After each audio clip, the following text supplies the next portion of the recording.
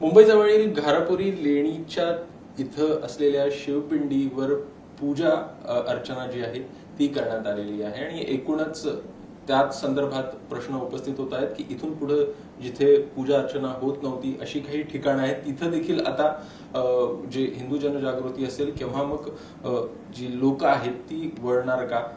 माझ्यासोबत याच संदर्भात बोलण्यासाठी स्वातंत्र्यवीर सावरकर राष्ट्रीय स्मारकाचे कार्याध्यक्ष आहेत रणजित सावरकर सर, आपण त्यांच्याशी बातचीत करूया। सर, काल तुम्ही जे लेणी आहे तिथं गेलेला होता, तिथं पूजा अर्चना देखील केली शिवपिंडीवर, कशा प्रकारे बघता आहात या सगळ्या विषयाकडे?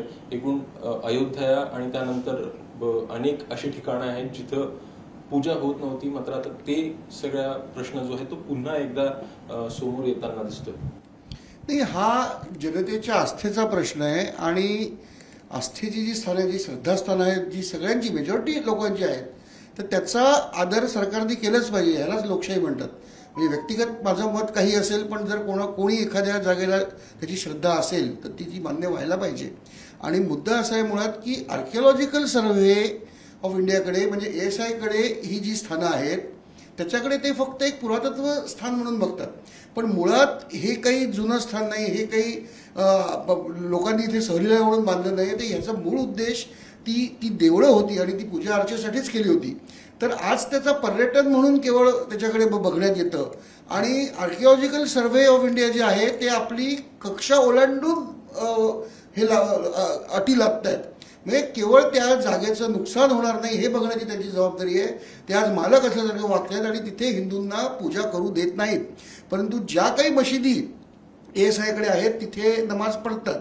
मग हिंदूंना एक कायदा, मुसलमानांना दुसरा कायदा, हे हिंदू बहुसंख्य असलेल्या देशात, लोकशाही मानणाऱ्या देशात हे अत्यंत चुकीचं आहे आणि त्यामुळे आम्ही परवा जाऊन तिथे पूजा केली। आणि जर काही चूक असेल ह्याच्यामध्ये तर सरकारने कायदेशीर कारवाई करावी।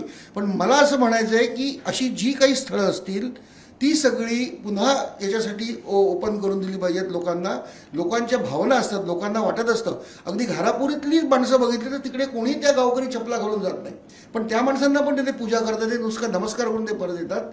तर ही त्यांना पूजा करायचा अधिकार आहे, लोकांना तो मिळाला पाहिजे। पण प्रश्न असा आहे सर की यामध्ये अजून कुठं वाद निर्माण होईल असं तुम्हाला नाही वाटत का? कारण की वेरूळ अजिंठा लेणी असेल, मग तिथे पण अशा प्रकारच्या आपल्याला कलाकृती पाहायला मिळतात, जसं घारापुरी लेणी आहे, किंवा मग नाशिकमध्ये असेल किंवा इकडे औरंगाबादमध्ये संभाजीनगरमध्ये असेल, कशा प्रकारे बघताय? एकूणच अजून वाद जो आहे तो आपल्याला पुढे येताना बघायला मिळेल इतर धर्मियांकडनं देखील। नाही, वाद कसला? हा वादाचा काय प्रश्न आहे? हा श्रद्धेचा प्रश्न आहे।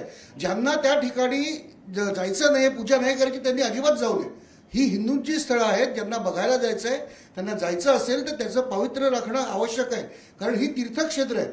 तुम्ही तीर्थक्षेत्राने पर्यटनाला जाता, पण मग तीर्थक्षेत्राला जेव्हा आपण जातो तेव्हा त्याचं पावित्र्य राखलं जाईल, तिथे आपण चपला काढून जात नाही।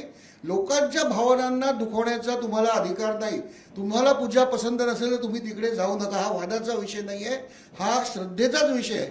आणि ही सगळी जी मंदिरं आहेत ही मंदिरच आहेत। मी सांगतो, पुन्हा सांगतो, मी कैलास लेणं आपण म्हणतो, पण ते कैलास मंदिर आहे, तिथेही पूजा व्हायला पाहिजे, अजिंठ्याने व्हायला पाहिजे, जिथे असेल, जिथे लोकांची इच्छा असेल तिथे तिथे पूजा व्हायला पाहिजे, कारण ही पूजास्थान आहे आणि हा वादाचा विषय नाही। ज्यांना वाद करायचा असेल तर ते मुद्दाम खोडसाळपणा, हा दोष त्यांचा आहे, त्यांनी मान्य केलं पाहिजे की ही हिंदूंची मंदिरं आहेत। येत्या काळामध्ये आणखीन काही अशा प्रकारचं आंदोलन किंवा अशा प्रयत्न जो आहे तो आपल्याकडनं होताना पाहायला मिळू शकतो?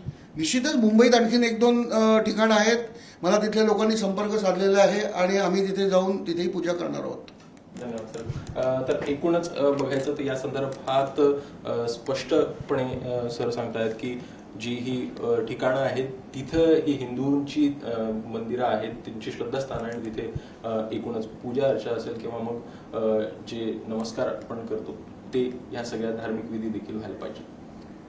कॅमेरामॅन अनुप सह अभिषेक, ABP माझा, मुंबई। ABP माझा, उघडा डोळे बघा नीट।